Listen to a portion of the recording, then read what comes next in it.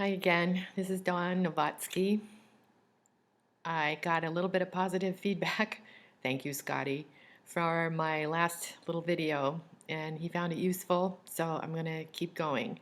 I'm going to talk a little bit tonight about realist theory, and this is directly applicable to our chapter for this week on causes of war, on the different kinds of conflict, why conflict breaks out between states or between groups of people within states.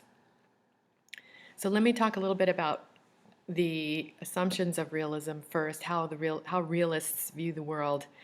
Let me say first that realism is a really old explanation for war. It existed, you can find traces of realist thinking, so-called realist thinking, in a lot of different civilizations way back 2,500 years ago. Thucydides talked about it related to the Peloponnesian War when he gave an account of the Athenians who were ready to take over a little island that was an ally of Sparta. And the Athenians granted the people of this little island, or the leaders of this island called Melos, the Melian leaders, a chance to plead their case and why the Athenians should not conquer them. And the Melians said, we really don't have anything to do with your conflict. We're not helping Sparta. We're only sort of allies with them.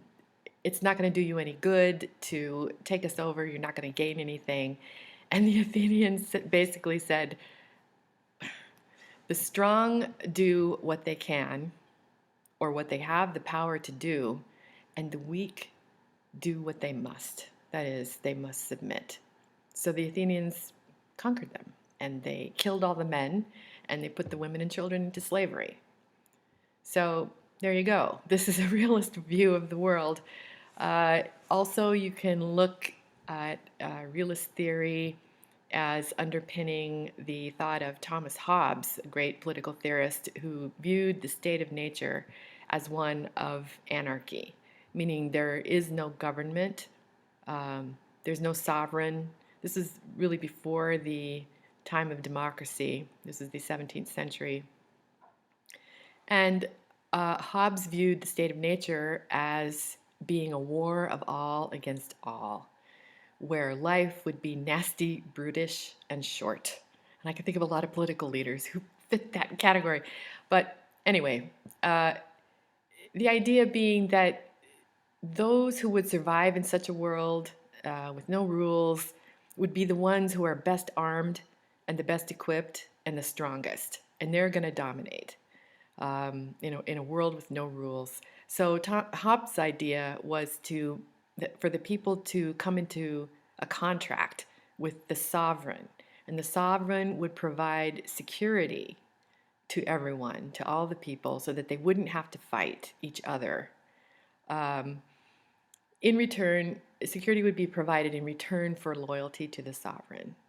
So this is sort of the first social contract theory. So realism goes back a really long way. Also, Machiavelli was a big practitioner of realism, who thought that the ruler should do everything in his or her power to aggrandize his power, to stay in power, and that included lying, cheating, stealing, basically doing whatever the ruler needed to do to stay in power.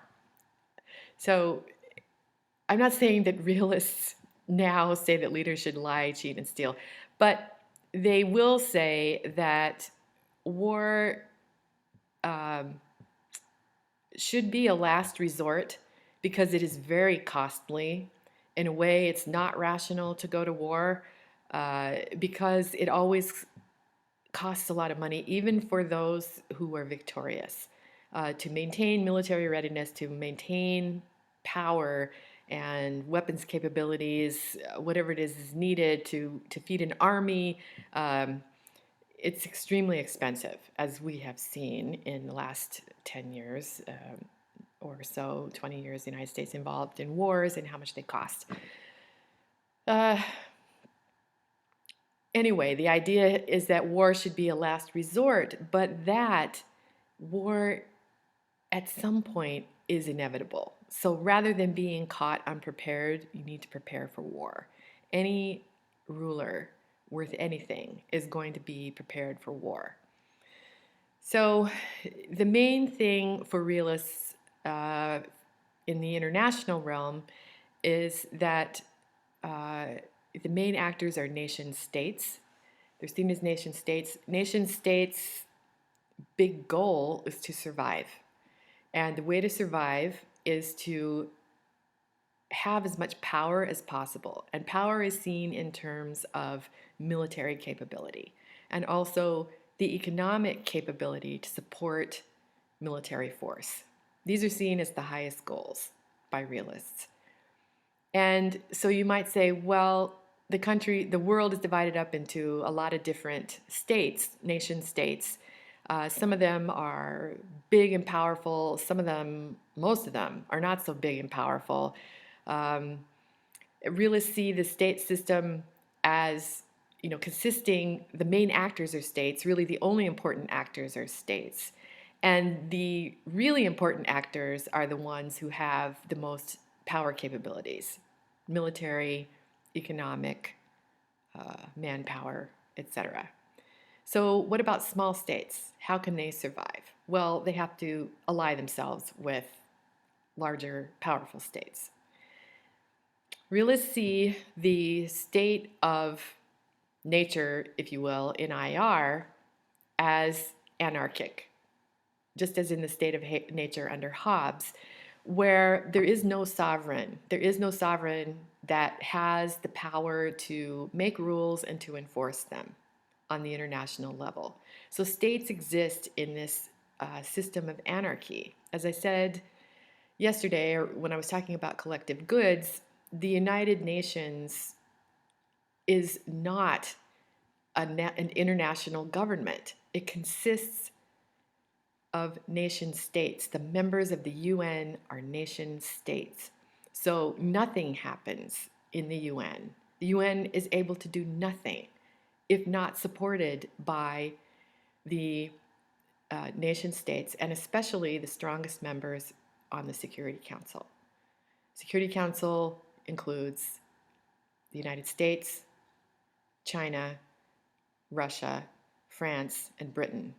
And you can see that the four victors, the allies of World War II, are on the Security Council, plus China being a powerful state. It was recognized that it should also be on the Security Council. But nothing happens. All of these have mutual veto against each other, so nothing happens with the UN if all five don't agree. That's just the way it is. There's no international government that can make rules that are binding. The United Nations makes resolutions, Security Council resolutions, but they are binding only insofar as the countries making up the Security Council and then some of the other member states want to enforce those rules. So let's get back to realism. The idea is anarchy in the absence of anyone in any upper or overarching authority who can legislate, enforce, adjudicate rules. The states really are on their own. So, in order to ensure their survival, they want to get as powerful as they can, or ally themselves with the most powerful other such entities, states that they can. This is where the idea of the sort of human nature stuff that you read about realism, that realists see people as evil, that's not really true. They just see people as being human nature as being greedy, acquisitive, that humans will be rational in terms of maximizing their own self-interest. This is very much in the realist vein. And conversely, the idealists see humans as good. Well, they at least see humans as able to cooperate. And I think realists also sometimes see humans as able to cooperate, but only if it's in the mutual interests of the people who are cooperating. You know, or you might get an agreement of a weaker with a stronger power because the stronger power is going to use dominance to, you know, use force to get the weaker one to comply. So I'm hoping this is making some sense. So let's talk about some of the other ideas central to realism. I talked about anarchy. The states are the main actors.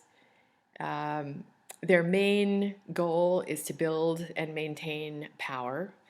And then they're also seen in realism as unitary actors. That means that the various parts of government inside of states don't matter, that the state is seen just having as one central interest. So, and this is because the nature of the system is such that any state, given a certain set of circumstances, will decide to do the same thing. So it doesn't even matter who's in power. It doesn't matter what the political system is. The state, whoever it is that are the decision makers, will look at the situation. They will make the best decision that furthers the power and interests of the state. So the internal bureaucracy doesn't matter, you know, who's in power, the political party doesn't matter, whether it's authoritarian or democratic, it doesn't matter. States will also always act in their national interest, as conceived as allowing their existence and even aggrandizing their power. So, wow, this is getting long. Okay, I'm going to stop and I'll continue with the second part here. Thanks.